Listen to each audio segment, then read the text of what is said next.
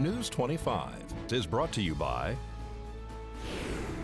Bees Embroidery and Garment Printing, specializing in custom and personalized decoration of gifts, garments, and more. Call 775-727-9444. News is also brought to you by J.K. Nelson Law. Call 727-9900 today for your free consultation. If you need a lawyer, you need Nelson.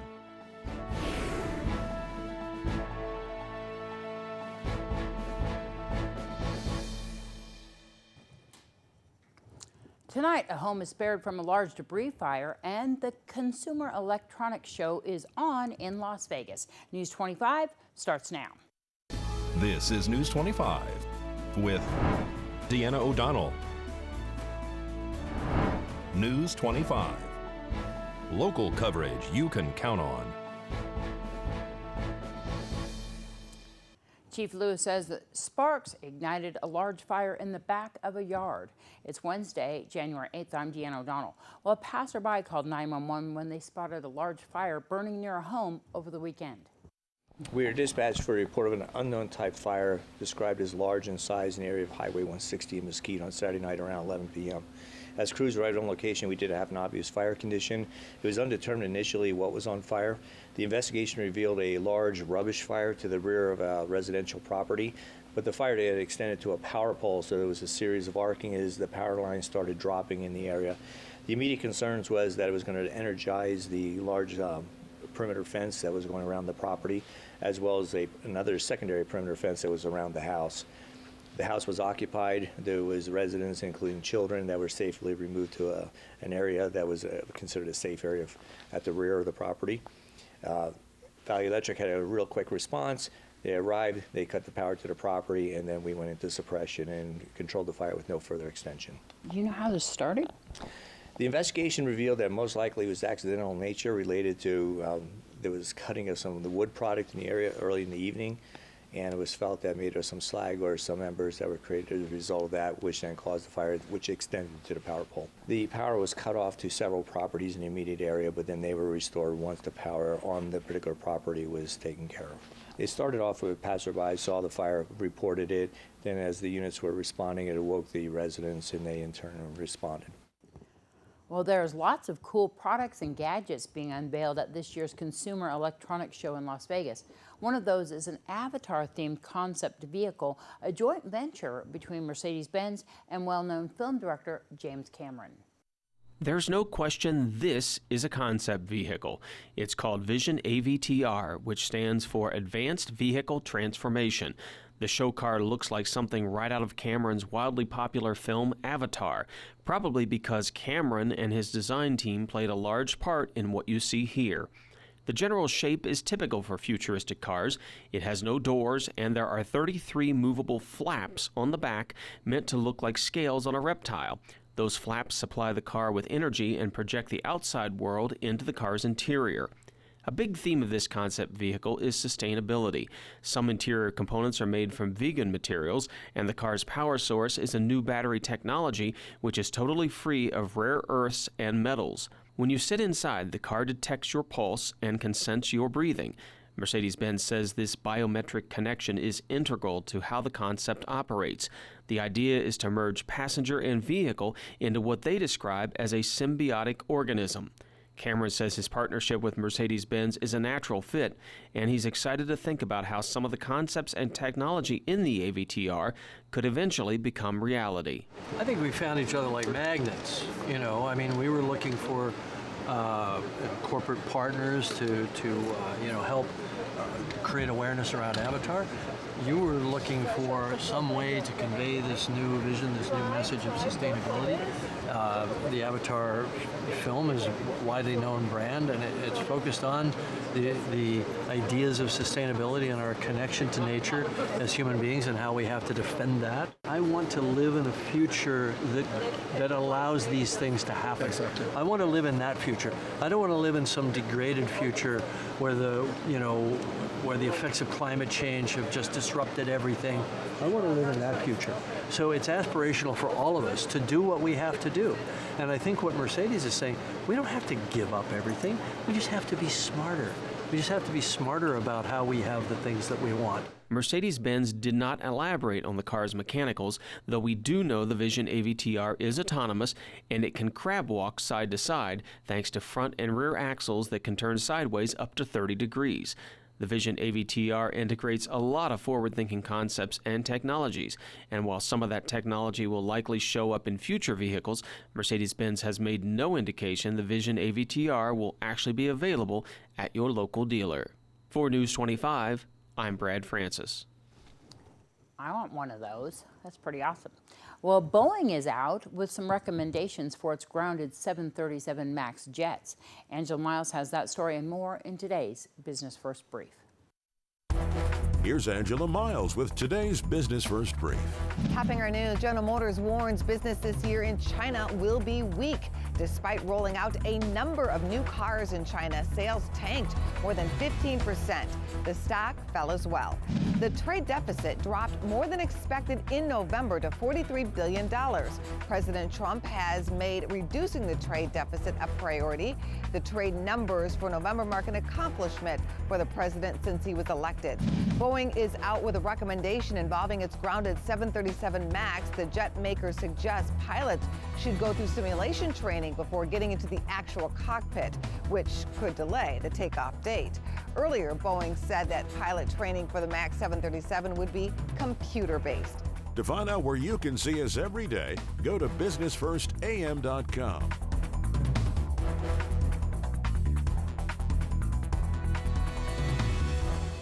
Thanks, Angela. Well, right after this break, part one of our two-part series going on at Scotty's Castle, we're going to talk to you about the storm damage and the recovery efforts.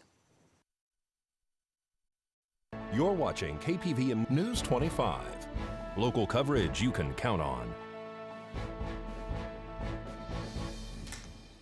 Well, 6 years of work and almost $50 million. That's the impact a major storm caused to the historic Scotty's Castle. Located in Death Valley, the property was developed over 9 years by Albert Johnson and a crew of about 80 workmen in the 1920s. The large vacation home was never completed and comes along with not only breathtaking features, but wild stories behind the home that sits in the Grapevine Mountains.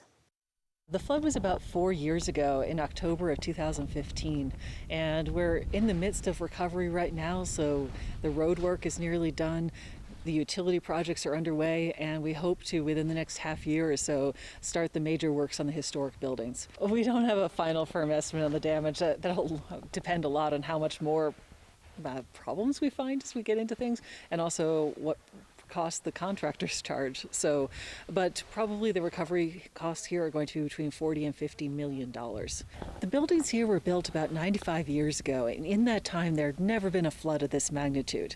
But what happened 4 years ago was a storm just parked itself right on the hillside behind the castle, and it rained 2 3/4 inches in 5 hours, causing a flood to come down the main canyon as well as floods down the side drainages. We knew that several these historic buildings were in the area that would likely get flooded in a type of storm that would happen once in 100 years, or a 1% chance of happening in any given year.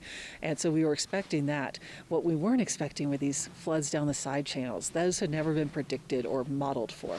What we used as our visitor center was historically the garage and employee bunkhouse, and that building had about 4 feet of mud and rocks inside it. And some of that flood was traveling with enough force that it could just travel through one window, one door, and punch out the wall on the other side. Scotty's Castle is in a canyon. It's in Grapevine Canyon. The road going through here is about 8 miles long, and about 2/3 of that 8 miles of road completely washed away. 14-foot deep cuts in the road. And so the recovery of that road, the project that's nearly done now, has included re-engineering, redesigning the road, and putting a lot more flood control measures in the road. There's going to be a very large gabion line berm that will direct the main flow down the wash away from the historic district district, and then a series of smaller flood walls and canals that will direct the side channel drainage into the parking lot and away from the buildings. So we're almost done with design, and then our next step will be to take that design to the State Historic Preservation Office and get their concurrence on that design before we can go out to bid for construction. When the flood happened in October, the first 4 or 5 months, it was literally shovel work. So we brought in heavy equipment, we brought in fire crews, trail crews from other parks that were off work for the wintertime, and they came in and they had to do all the work within 6 feet of the edge of the buildings by hand, so with shovels, shoveling mud out from inside the buildings, from inside the pool, and from next to them, and then we used heavy equipment to move all the material that was on the grounds here, and that's now been reused as fill for the road project. One of the hidden benefits of this natural disaster is that when you have completely lost something like the water line, you don't repair it or replace it with a 90-year-old mostly broken water line. You're going to replace it with something new that will function well. And so we are going to be able to repair the things that had been broken for many years by replacing them after they got destroyed by the flood. The septic system is getting completely replaced. The wastewater pipes that feed that need to be replaced. They got rocks in them. And the water line as well is being replaced. That's almost 4,000 feet worth of water line from the spring house down to here. The parking lot got severely damaged in the flood, and one of the things we're doing as an upgrade at the same time is we'll be adding another restroom into the parking lot area. And that's a modern building. And we already have a public restroom up here at Scotty's Castle, but it was under capacity. Fortunately, Scotty's Castle, the main house and annex, weren't directly damaged by the flood itself, so no mud and rocks went flowing through that building. But the rain event was so severe that it leaked into the castle in several places. And the weakest spot in particular was where the bridge that goes between the second floor of the main house and the second floor of the annex building, where that connects to each of those buildings, is that joint flexes with time, and that was a spot that water could get in. And one of the spaces the water got into is where the gun rack is, where we store all of Scotty and Albert's original rifles. And then the other side of the building, the space it got into, was a place that we were storing all of the archives. We expect, if nothing else goes wrong, that we will be back open fully in October of 2021. We probably won't have the museum collection back in the castle until about 6 months after that. We are open for limited tours, so on Sundays only, in the cooler months of the year, we offer 2 tours, and those are 2.5-hour long flood recovery tours where people come up here with a park ranger and can see the inside of the castle and see what damage the flood did, pretty much what you just got, a behind-the-scenes tour. When we are fully back open, there are 3 tours offered at Scotty's Castle. There's an hour-long house tour that goes into the castle and goes over the story of the strange friendship between a con man and a businessman here. And there's an hour-long underground tour that goes down to the tunnels, walking-size concrete-lined tunnels under the castle, and that one focuses on the advanced technology that was here. The 3rd tour goes to Lower Vine Ranch, which is the site Scotty actually lived at, since Scotty didn't live at Scotty's Castle. But today, until the flood recovery is complete, the only option is to join the flood recovery tours, and those are offered online at a website for Death Valley Natural History Association. That's dvnha.org. The public can also donate to the recovery effort here, right? You have something on your website? Right, so the public can either send a check directly to the National Park Service and put in the memo line, Scotty's Castle, or they can donate through that nonprofit partner, which is the Death Valley Natural History Association. All right, we'll have more on that on tomorrow night's broadcast. After this break, your Save a Pet. This segment of the news is brought to you by Mountain West Lawyers, Nye County's injury attorneys. Don't get bullied by insurance companies. Call Jason Ernest and bully them back at 775-727-9500.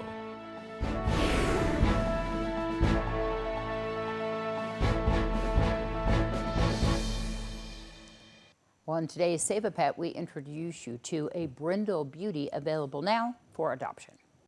Today's Save a Pet is proudly sponsored by Jason Ernest with Mountain West Lawyers. Call 775-727-9500. Today we have a brindle pit bull mix called Boxer.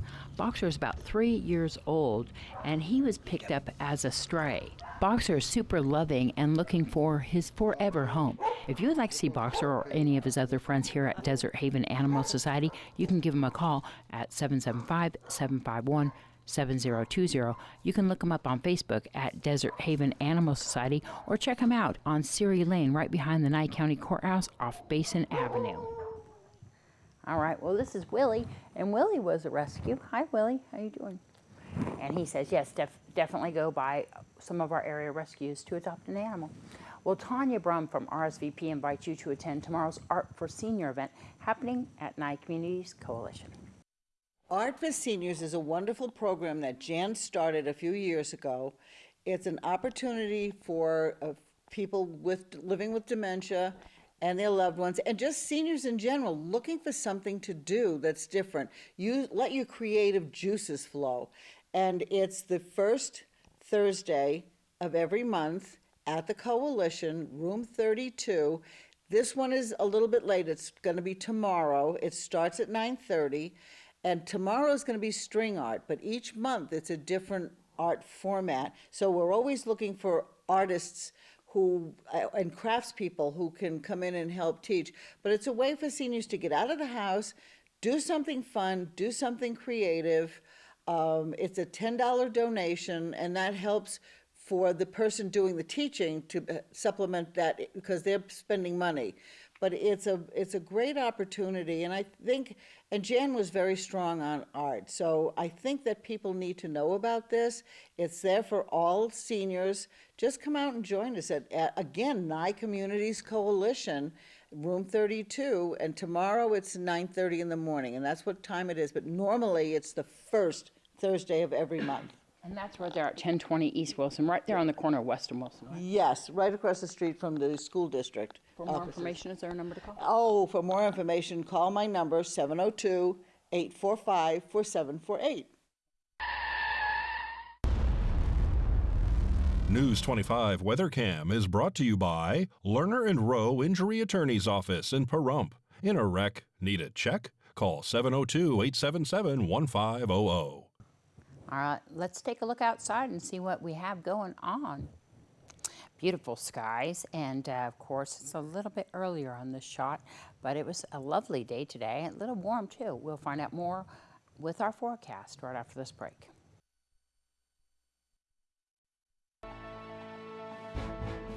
News 25 weather is brought to you by Dairy Council of Nevada. The splash of cream in your coffee, the dollop of sour cream on your burrito, the melted toasty cheese on your pizza. Undeniably delicious, undeniably dairy. Enjoy what's real.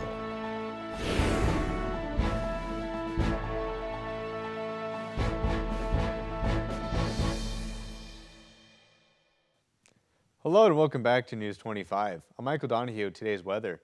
In Las Vegas, we had a high of 62 degrees, a low of 39. Death Valley at 69, their low at 42 degrees. Amargosa 60, a low of 30. 55-28 in Beatty. Goldfield with a high of 42 degrees. Tonopah a high of 40. Both towns with a low of 20 degrees.